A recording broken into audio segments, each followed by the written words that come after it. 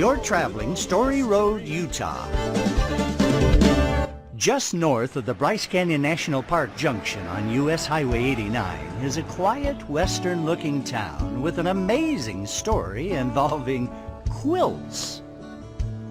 Now, lots of folks sleep under quilts in one of Panguitch's fine bed and breakfasts or motels, but that's not the reason Panguitch has a quilt walk park. Here's the story. In 1864, a group of pioneers was sent eastward from Parowan, Utah, over the old Spanish Trail to establish a settlement, which they named Panguitch, meaning fish in the Paiute language.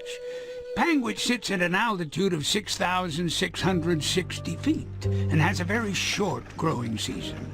So late that summer, just as the settlers were hoping to harvest their first crops, they were surprised by an early killing frost and heavy snow.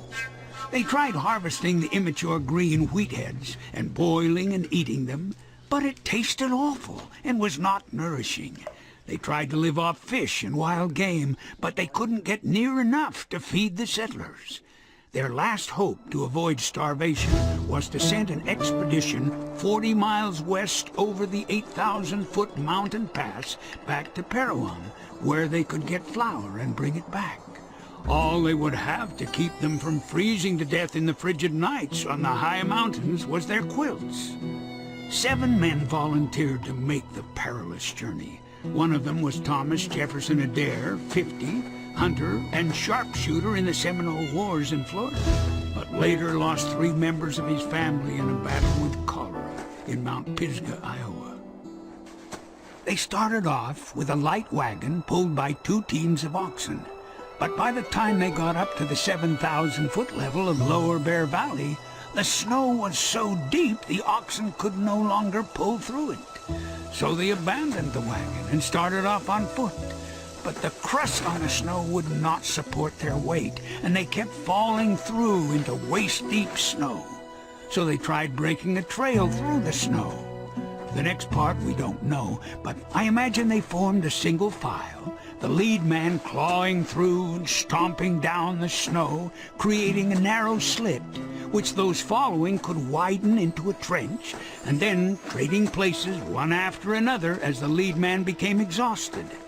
But we do know the process was so slow that very soon they began to doubt they could ever make it in time to save either themselves or their families back in Panguitch. Thomas Jefferson Adair and the Bear Valley Boys sing, "Get us over this mountain, Lord." I fought Seminoles in Florida, held Alabama mobs at bay, fought cholera at Mount Pisgah, and lost 3 of my family to the grave. But the sound of me staring back at me made me shake down to my bones.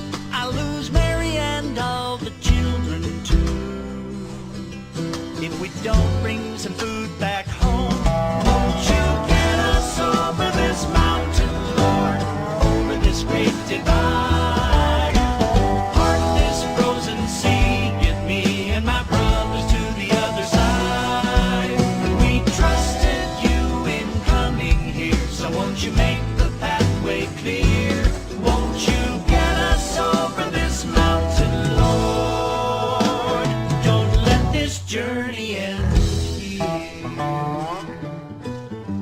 Finally decided they needed divine help.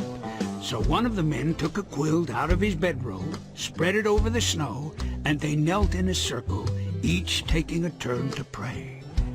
At some point in that process, one of them realized, as long as we're on the quilt, we aren't sinking through the snow.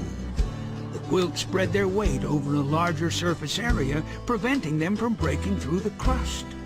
So they took out several quilts, and laying them one after another on the snow surface, and pulling the rear quilt up to lay ahead of the first again and again, quilt walked over the mountain. They made it to Parowan, put 100-pound sacks of flour on their backs, quilt walked back to the wagon, and drove back to Panguitch, arriving in time to save the settlements from starvation. That's why Panguitch has a Quilt Walk Park and the Quilt Walk Festival the second week of June.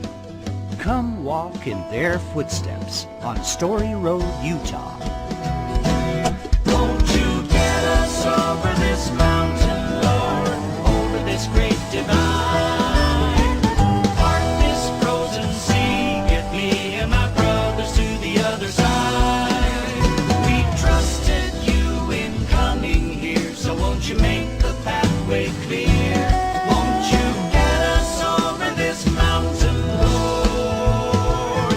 Don't let our journey end here.